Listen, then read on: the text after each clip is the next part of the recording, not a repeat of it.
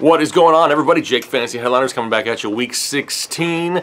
Got some tight ends and some dome kickers. Remember, kickers are people too. We started that last week. Can't forget about the kickers this time of year. Kickers are important at this point of the season. Earlier in the season, who cares? This time of year, kickers can win it for you. Ask all the Robbie Gould owners. That helped out a lot, right?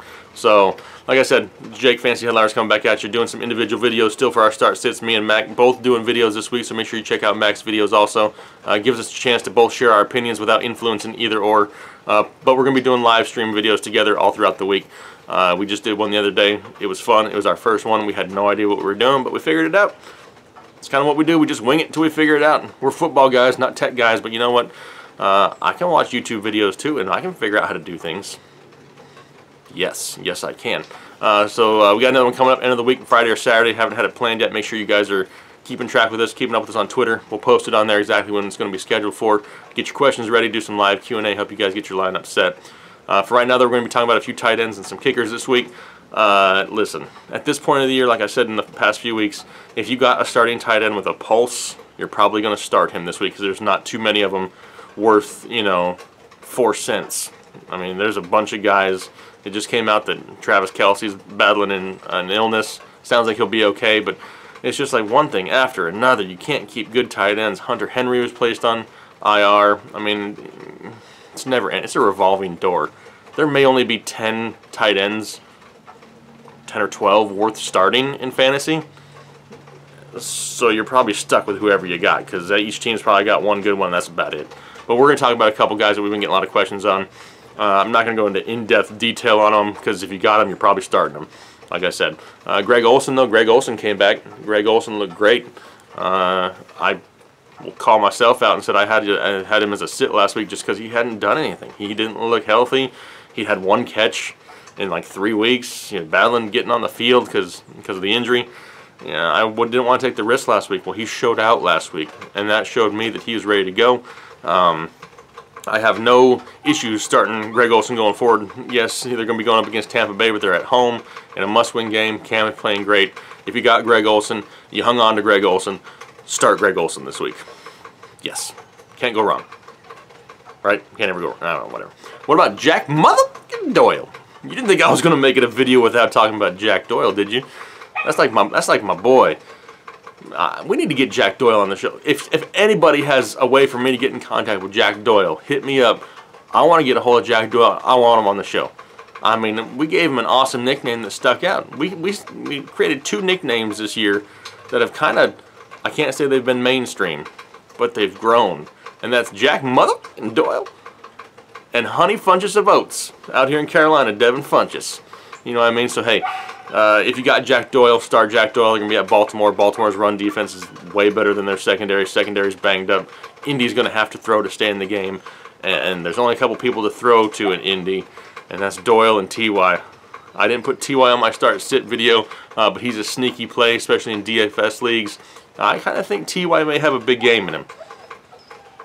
I wouldn't put too much on it. I wouldn't put my fantasy championship on it, but I definitely would put a few bucks in some DFS leagues on some T.Y. Hilton. Kind of like that upside this week. Jesse James, is it a catch or is it not a catch tight end? He feels horrible for last week, obviously. I don't know if you guys just saw that. This little bug just flew in front of the camera lens and it totally threw me off. Whatever. Jesse James, I think is what I was talking about. Yes, the catch or not to the catch. He felt bad for it. I mean, he was distraught after the game. He felt like he lost his team the game, and to be honest, he did. I mean, do I like that rule? Absolutely not. I'll preface this next statement with that. The rule is horrible, but according to the rule, it was an incomplete pass, which is stupid, but it is what it is. He's going to be looking for retribution, with AB out. Got an upset dog over here in the corner. With AB out there, they're going to be looking for targets to go elsewhere. AB absorbs a lot of targets, so they're going to have to go spread equally between Juju, Eli Rogers, Martavis Bryant, and Jesse James. Big Ben looks for Jesse James, especially in the red zone. Not a huge yardage guy, but a big touchdown potential guy. So if you got Jesse James, I would gladly start Jesse James, especially if your other tight end is Eric Ebron. If you have Eric Ebron, listen, I put this in the live stream earlier in the week, so I want to say it again, though. a lot of people see the games that Eric Ebron has, and he'll have a good one and be like, all right, Eric Ebron is back. He looked great. I'm going to get him back into my lineup, and then he scores you 2 points. It's what Eric Ebron is. He's like a unicorn. He'll make an appearance and be like, oh, and then it's like he's gone. And that's him. That's like his career in a nutshell. I don't trust it. He'll have a good game followed by 4 bad games and then a good game, and for some reason the majority of the fantasy universe just all of a sudden hops right back on the bandwagon as soon as he has a good game, just because he's so talented. He's just not consistent, and in a championship week, I want consistency, and I want other people to take the risk with the inconsistent players. No thank you on Eric Ebron this week. Much rather have Jesse James. Everybody else that I didn't talk about, you're probably having them, and you're probably starting them because you don't have a choice. I've heard a lot of questions about Ben Watson. Okay, Ben Watson is decent. Great matchup. I'm not looking for a huge game from Ben Watson, but I can see him, you know, he's got a high floor. I'll put it that way. He's probably a tight end-wise floor right around 6 to 8 points, which isn't bad in your fantasy playoffs. It's not exactly what you want, though. I mean, you want to get those bigger numbers when you can. Last time I'm going to talk about some dome kickers. Call them the off-the-dome kickers last week, because kickers are people, too, at this time of year. Kickers can win you your league in your fantasy playoffs. Kickers get no love this time of year. They don't get love all year, and I understand it, but this time of year, kickers are kind of crucial. A lot of people don't pay attention to where their kicker is kicking, the weather they're kicking in, the team they're playing. It all matters this time of year. Now every single point matters. So I got 4 guys that are kicking indoors, and 1 guy that's going to be outdoor that I would trust. Now, some of these guys, they may be owned in your league, they may not be. The first one of those is going to be Pittsburgh's Chris Boswell playing in the Dome in Houston. Talked about it earlier with Jesse James. I expected a lot of Le'Veon Bell. A lot of Le'Veon Bell this week. But I don't think Pittsburgh's going to have any trouble scoring on Houston whatsoever. They're either going to be driving down the field, scoring touchdowns, or kicking field goals all game long. Chris Boswell is a great play indoors. Will Lutz of the Saints going to be at home against Atlanta. Another great kicker, consistent, solid, going to be playing indoors, don't have to worry about weather. Phil Dawson of Arizona is going to be at home.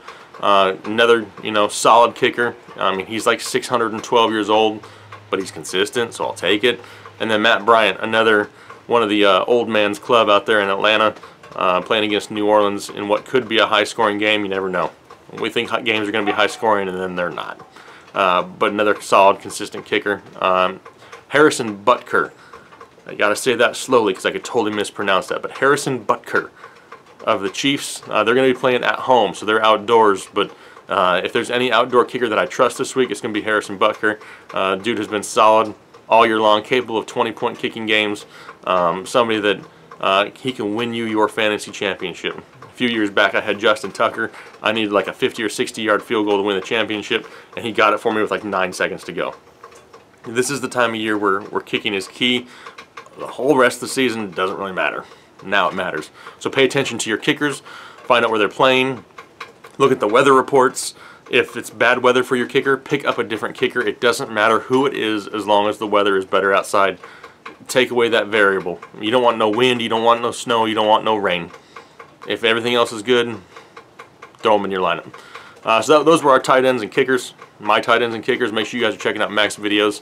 Make sure you're giving us likes, comments, subscribing. Just because the season's almost over, don't give up on us. We're just going into the next sport. No need to unsubscribe. We ain't going nowhere. We're here for the long haul. We like talking to y'all, so we figured we'd hang around a little bit longer. Dilly dilly, dilly dilly. We appreciate it, guys. Like I said, you guys have been there for us all year long. Made it a blast for us, and can't wait to keep on going.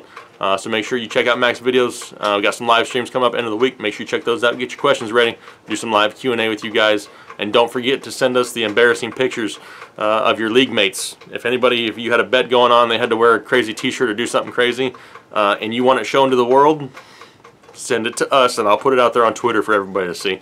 I appreciate it, guys. You guys have a good rest of your week, though. We'll talk to you later. Thanks. Bye. What's going on, everybody? Jake Fantasy Headliners. Want to talk to you real quick about the Draft app. If you haven't heard of it, check it out. Now's your time. Make sure you go into your app store, download the Draft app. More than 1 million people have already done it. Right now, you can draft in less than 5 minutes, get a team going, and be on your way. Right now, if you log in and make your first deposit, use the promo code Headliners. We'll get you into a free game, a chance to win some free money. Everybody likes free money. This is your chance to win it. Right now, put in that promo code and download it, make that deposit, and we'll be looking for you. We'll be looking for somebody out there to challenge us one-on-one. You guys have a good one. Talk to you later. Thanks. Bye.